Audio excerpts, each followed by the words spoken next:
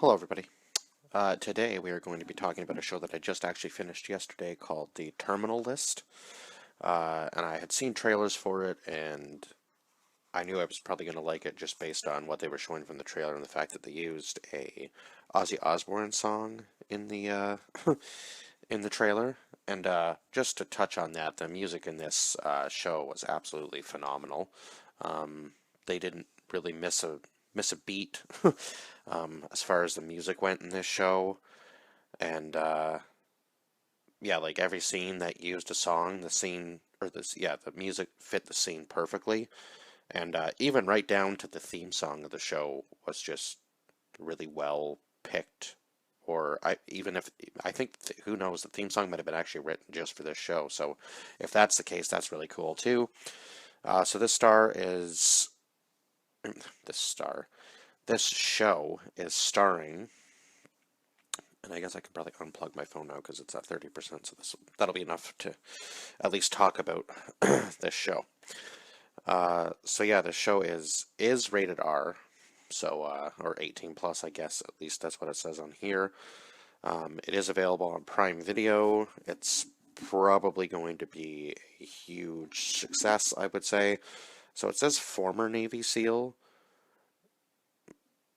I don't know why,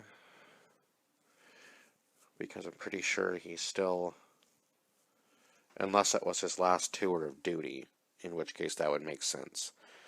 But, that's weird. Anyway, so yeah, once he gets back, he is trying to figure out what happened to his team and why the whole mission went wrong, because they are trying to hunt down this terrorist that I guess they've been working on hunting down for at least a few years now, anyway.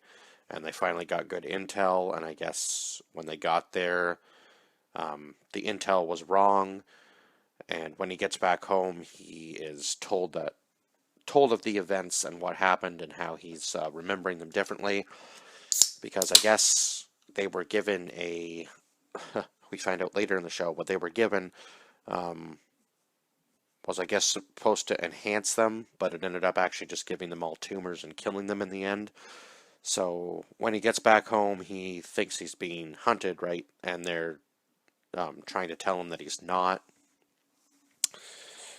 And eventually, once it gets to the scene where he goes to get his CAT scan, or no, not CAT scan, uh, was it a CAT scan? I don't think it was CAT scan, where they put you in the machine, or MRI, I think is the right term. When he goes to get that and he comes back out of the machine and he ends up fighting two guys, yeah, that's when you know that, uh-oh, this is actually really happening. And so much happens in the first episode that it's just crazy. And he ends up, unfortunately, losing his wife and kid in the process. And let me just say, the emotion that this series makes you feel is just a roller coaster, like up and down. Uh, Geez, like it even made me cry at the end of the first episode when he is just there watching his, like, coming into the house and seeing his wife and kid dead, because I was not expecting it to be quite that real.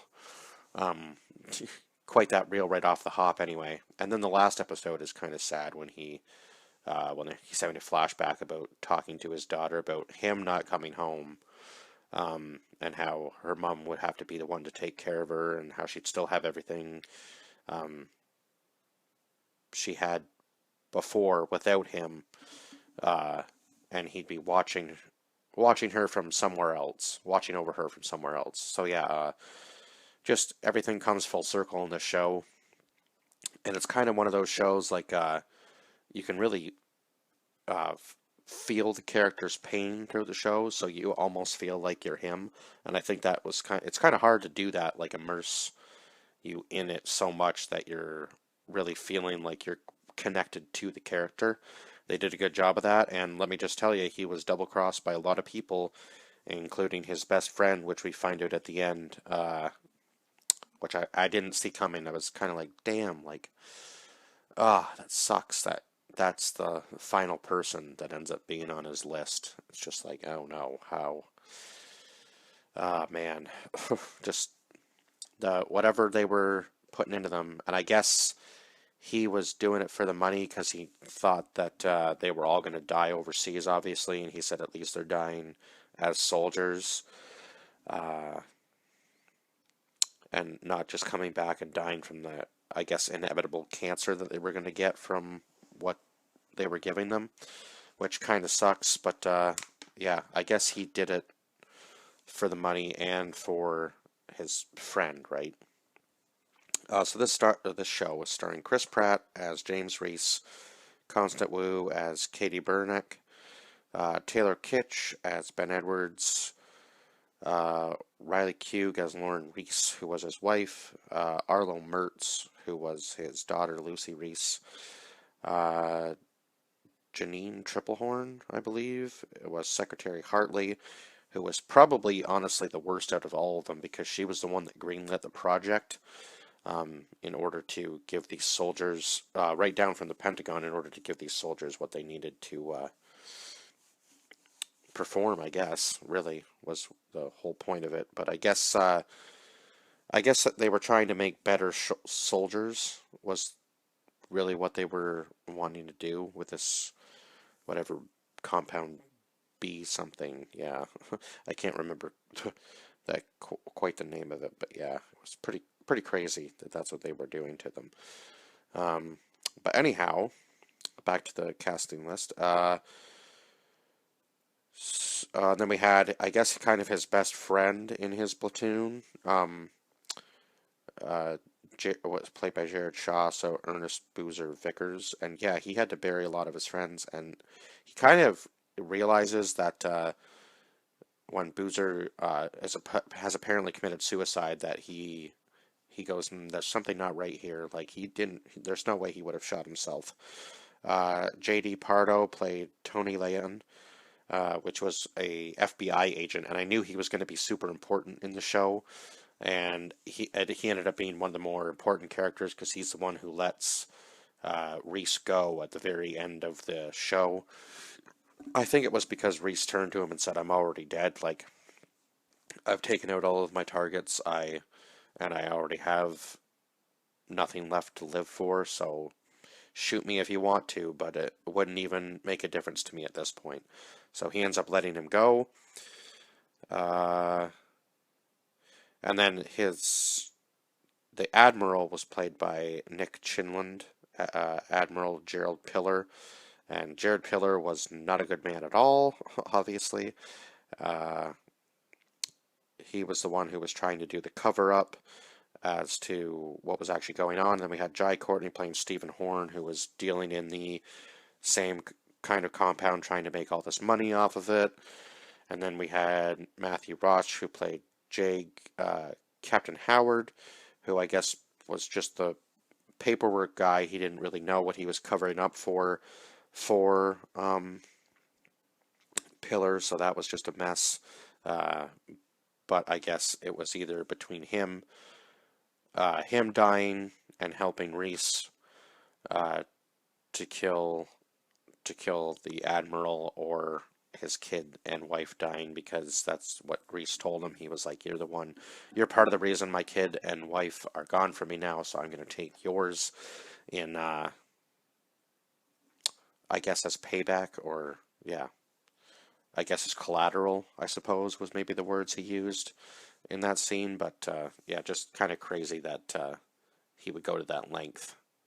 I mean, I guess it makes sense. It's kind of one of those shows, like, what length would you go to if your family members were killed, and then kind of double that, like times that by 2 as to how far you would probably go. Yeah, times that by about 2, because some of the stuff he did, even to escape certain situations, was just absolutely nuts, because he could have ended up killing himself before he was even done with this entire list. So that is also crazy. And I think the other one was LaMonica Garrett, who played Commander Bill Cox. I think that was the other. Yeah. And then I'm trying to think of who the other guy was that he ended up killing at one point.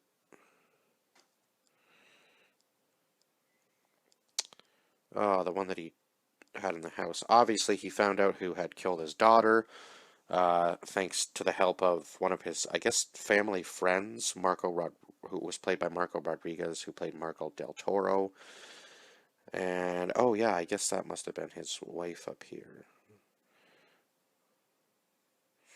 Was Mac Wilson, played by Christina Vidal, I believe. Was, if I have that correct, I believe that was his wife. The other guy's wife, Del Toro's wife.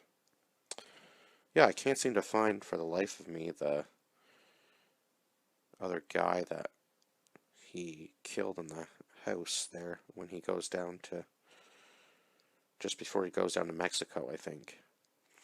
And I believe the gunman's name, if I can find him, I think was El Navajas, if I have that correct. I'm trying to look at some of the pictures here just to kind of give me a clear idea of who he was, who the guy was that he killed in Mexico. What was his name? It's got to show it here somewhere eventually, I would think. Oh, maybe not. Alright, well, that doesn't help, but I'm pretty sure that was the right one. So I think I pretty much told the story as to why he's after them for his kid and wife, right? And the other girl, the reporter, is obviously after it for the story, and the reporter was played by Constant Wu, right? So, but she ends up getting herself in a lot of trouble too in this, obviously with the FBI, and she's just very relentless with the story. She almost gets killed in a couple of scenes too, and yeah, she just really is after the story and just wants to get it published, and she's kind of helping Reese for her own selfish reasons, even though doesn't really, she kind of flip-flops back and forth between sides as far as I'm concerned, because she goes from being on Reese's side to saying she doesn't care about helping Reese, but I kind of feel like she does, and now it looks like at the end of the season she's going to be searching for Reese again. But oh my god, some of the scenes in this were just absolutely brutal. Uh, so he drugs the one guy, and then the first guy, when he's asking him questions, the NCIS agent, who I can't for the life of me find him on this list for whatever reason, which I don't know why, because I should recognize him just from... Oh, yeah, Josh Holder was the first one that he killed, and then I believe it was the guy that he ended up killing in the house. And maybe it was... No, I don't think that's him. Guy looks too young to be him. So anyway, yeah, Holder was the first one that he killed, because I think Holder was one of the guys that he ended up fighting in the hospital there when he goes, for his... It was either an MRI or CAT scan. I can't remember which one it was. Which one does the brain? Because that's the one they were looking for, right? And that's when he finds out he has the tumor. So yeah, he kills him, and then obviously I think the next one was the one in Mexico, and then he kills Jai Courtney's character and his whole team. The way he made the bomb, it like explodes. It's very precise. It just explodes in a certain direction and takes out the target. So yeah, turns out Jai Courtney's character, um, God, I can't remember, think of it. There's so many. Horn was just a military fanboy, and he had a lot of tattoos. He thought he was a tough guy, but then when it really came down to the end situation, he kind of begged for his life. But obviously, Reese was not going to give give him his life. That's for sure.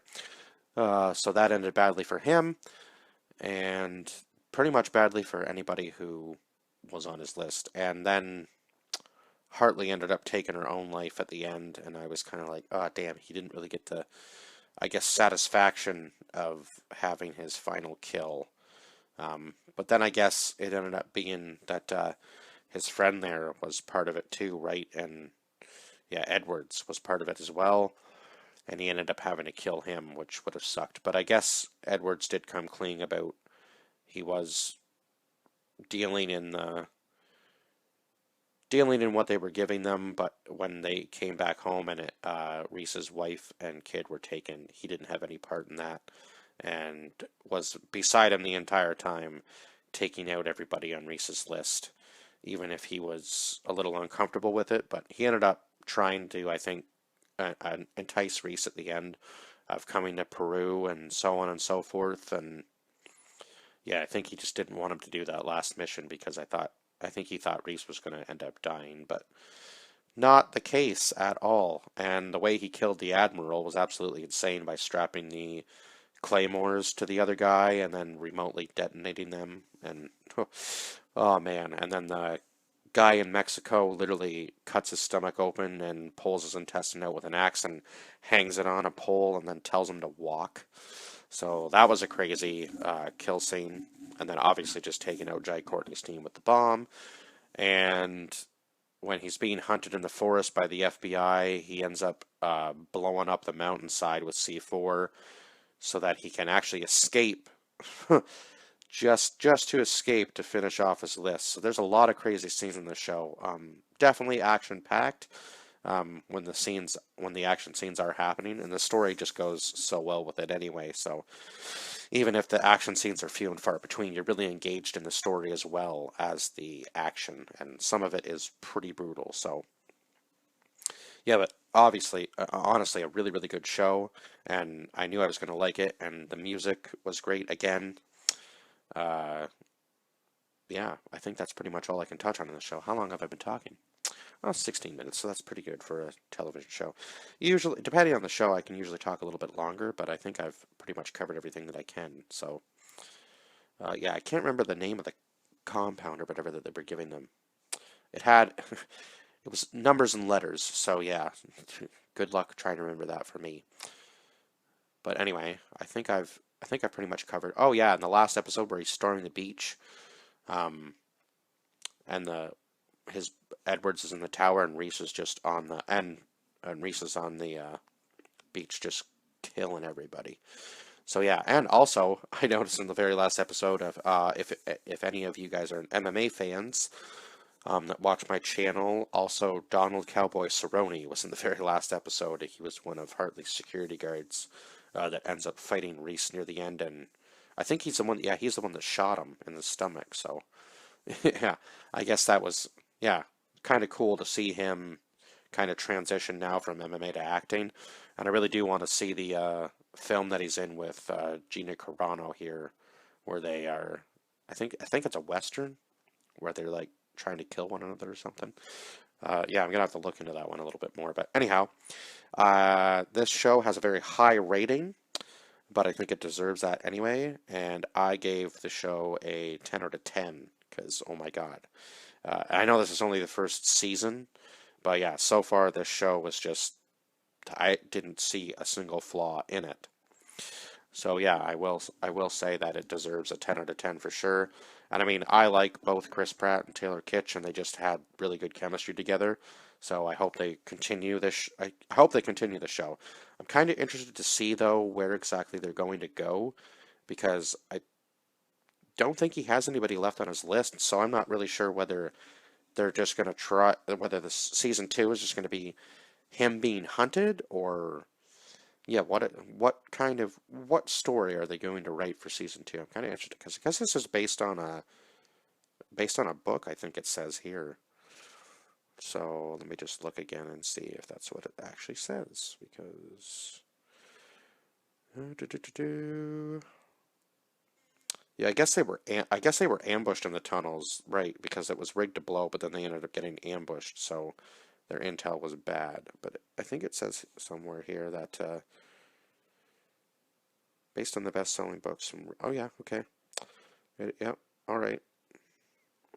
Oh, okay. It's actually based on the books from a real-life retired Navy SEAL, Jack Carr. Okay, that's pretty cool. So an actual Navy SEAL wrote the story. Because I know he was just at the last UFC 276. I know Chris Pratt was there. I believe they said with the... with the actual team that did that mission, maybe? Or part of the team that did that mission? Or maybe he was there with the writer of the book? Yeah, I can't remember. I'm trying to remember the name of the mission now, too, that they were supposed to be on. Um, yeah, Operation what? Damn it. I can't remember that for the life of me either. Oh, right, Operation Odin Sword. That was the one that they were trying. That was, yeah, the Odin Sword. Right. It just came to me. That was their operation or mission name, I guess.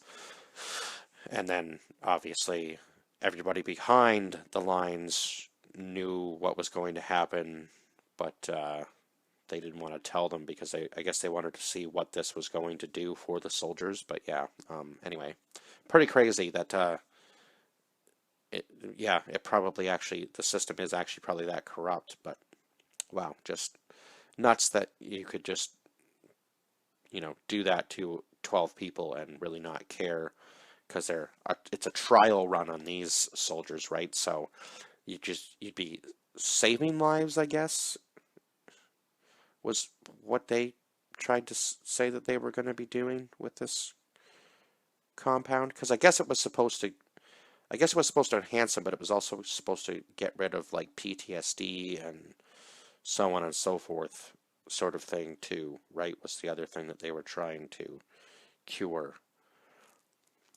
Yeah.